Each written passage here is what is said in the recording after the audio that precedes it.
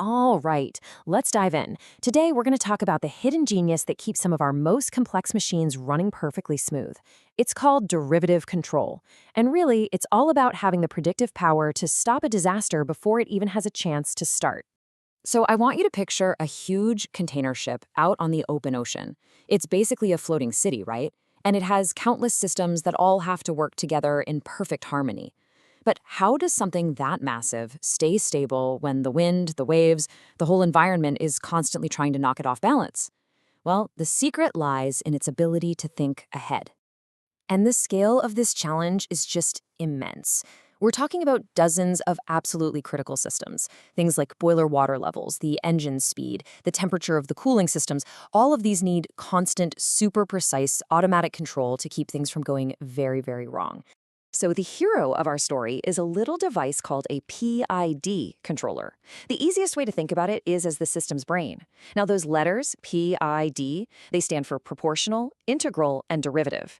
And these are basically three different ways of thinking that all work together to keep everything in check. But for today, we're going to zoom in on just one part of that incredible team. We're focusing on the D for derivative. This is like the unseen pilot, the predictive genius that gives the whole system this uncanny ability to see what's coming. If you remember just one single word from this explainer, I want it to be this one: anticipation. That's the key.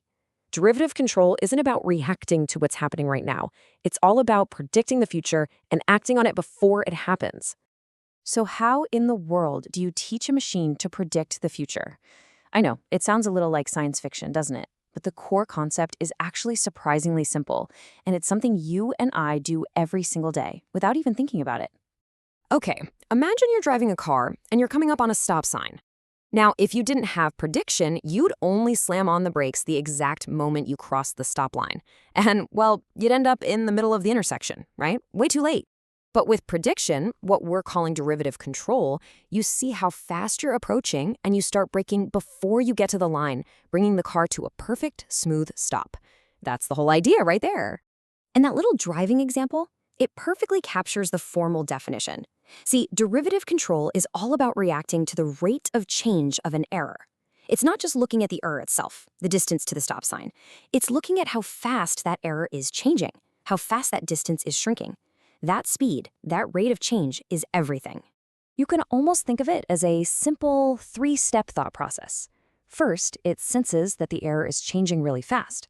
Second, it predicts that, hey, if I don't do something, I'm going to overshoot my target. And third, it corrects. It applies a fix early to make sure that overshoot never even happens. So what does this predictive power actually do for a real-world system? What's the big impact of teaching a machine to think just a few moments into the future? Well, the results are pretty dramatic. Just look at this comparison. It's night and day. Without derivative control, a system tends to overshoot its goal and then swing wildly back and forth, oscillating as it tries to fix its mistake. It's just unstable. But you add in D control and the whole behavior becomes stable, smooth, and totally predictable. That anticipation stops those wild swings before they even begin. I absolutely love this quote from our source material because it's just the perfect metaphor. It says that derivative control acts like a shock absorber for the control system. And that's exactly right.